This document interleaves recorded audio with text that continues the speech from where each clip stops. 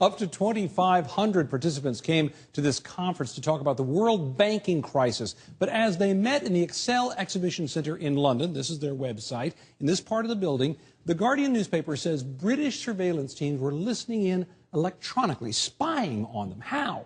First, by tapping into their BlackBerries to intercept messages and calls. The paper says that gave 45 intelligence analysts 24-hour updates on who was talking to whom. And of course, that would have given British negotiators a real edge in their discussions there. Second, the British set up convenient internet cafes around the venue, so participants could easily search the internet and communicate with their home countries.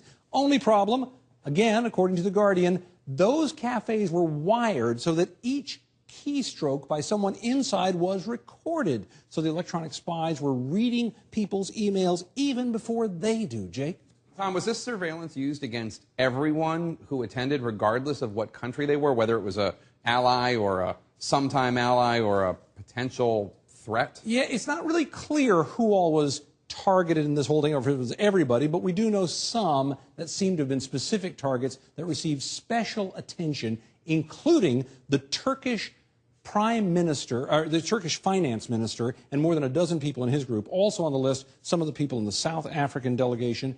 And here's the big one. Attempts were apparently made by American forces there to crack into the code of the phone of Dmitry Medvedev from the Soviet Union, from Russia. So quite a huge number of big targets out there who I'm guessing are making a lot of phone calls right now, Jake, to talk this over with the Brits.